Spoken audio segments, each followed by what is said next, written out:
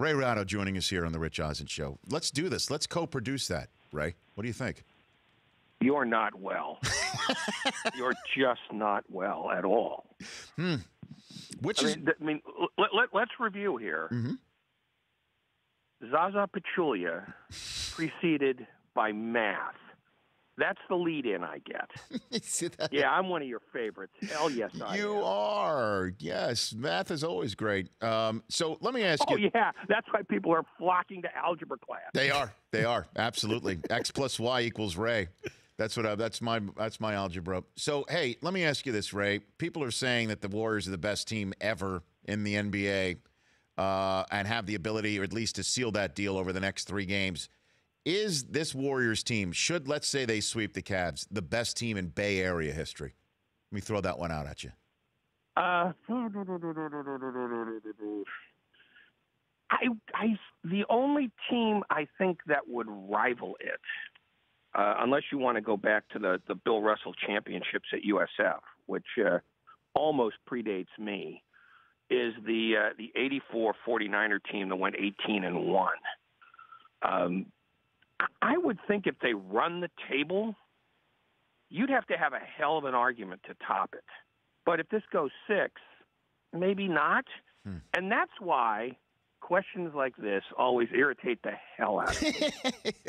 Because we, as a culture, one, we're emotionally bankrupt. And 2, nice. We love to do this. It's literally like, well, are they better than a team 60 years ago that I can barely remember? Mm-hmm. And I don't know how you ever reach a resolution of arguments like that. No, well, we can't. They are. Go ahead. No, we can't. Shut up. No, you're right, Ray. We can't. I mean, there is no definitive end of the conversation for something like that. But when we see something like this play out, and there's something like this being Kevin Durant in a game where everybody's waiting to see how much of a difference maker can he be with the expectation bar raised so high.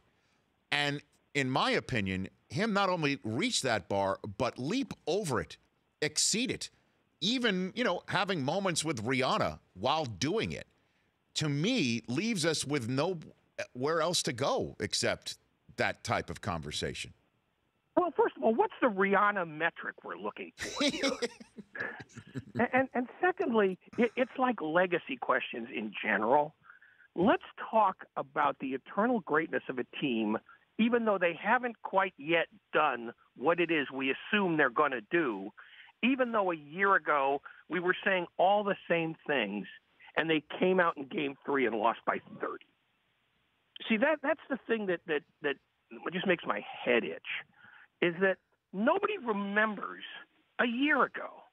They win Game 1 by 15, they look good. They win Game 2 by 33, they look great. They go to Cleveland, and they get run out of the building. And the NBA of today is nothing if not a daily testament to the vulnerability of the 20-point lead. Cleveland is not going to lay down and die here. And one game is a pretty small sample size when you have 2 teams that are basically this volatile, good to bad. I mean, the Warriors ceiling and the Warriors floor is higher than Cleveland's, no question. But I don't take last night's game as proof of anything other than that we have overlooked Golden State as a defensive team. And we've done it for 3 years because we want to. No, I know. That's why they win more than anything else. They are a great defensive team. And when they get after it for 40 minutes like they did last night, they don't lose. The problem is they can't do that for 40 minutes every night because they die at Christmas. It takes that much effort. But for one night, they came out and they literally refused to let Cleveland do anything. And don't look at LeBron James or Kyrie Irving. Look at all the other players who you don't remember having done anything because they didn't.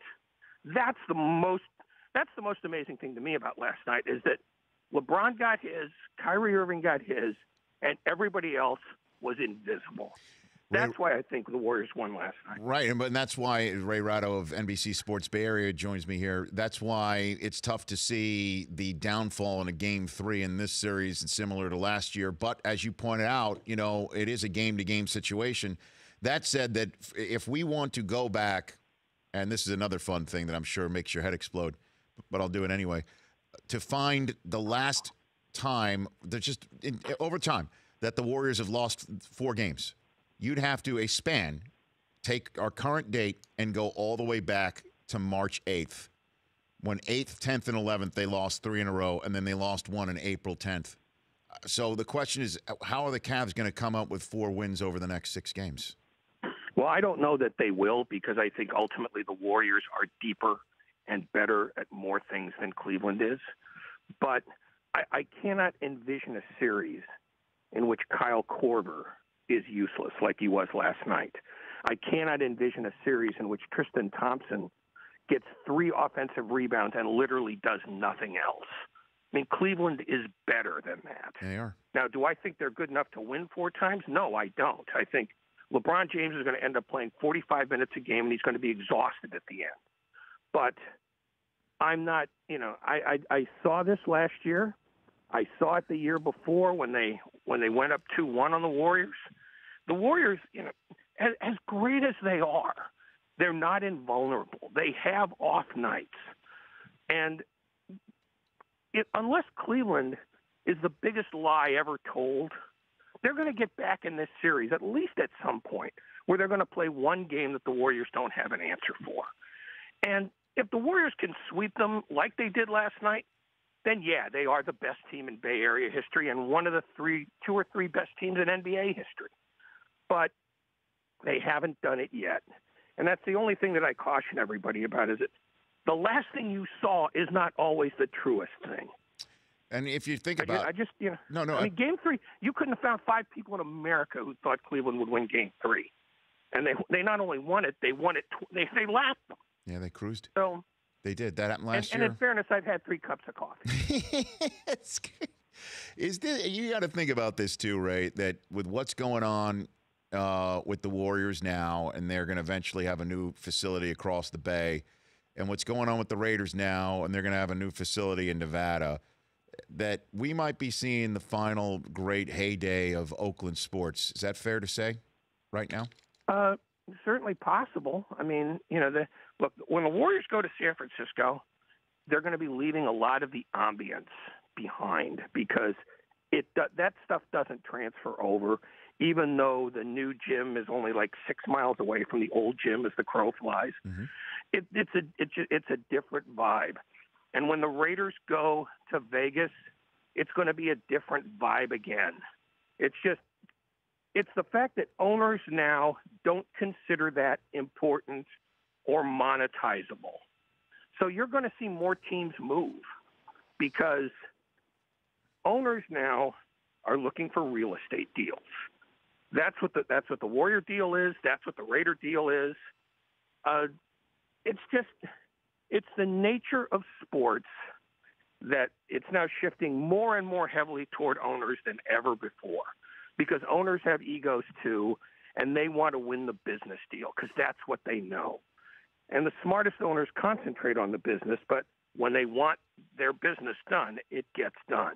So yeah, this very well might be the high water mark and the end of big time Oakland sports, but cities shouldn't be engaged in trying to prop that up at the expense of all the other things that have to get done. And in terms of the business deal between Derek Carr and the Raiders as it currently stands, we've seen this sort of dance before in the NFL, as I've mentioned, is not a midnight league. It's a 12:01 a.m. league. It's usually a minute after midnight when a deal gets done. When does that midnight strike, in your estimation, between face the franchise and the franchise that needs that face for years to come? Well, I mean, this is an interesting dance, because I think that there are a lot of people who think that Derek Carr doesn't understand how negotiations work in the NFL, and I think he understands it very well.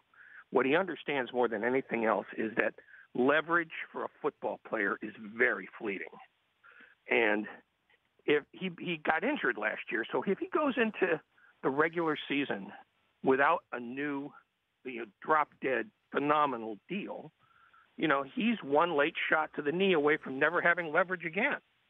So I get why he wants this done sooner rather than later, and I get why the Raiders want it done later rather than sooner.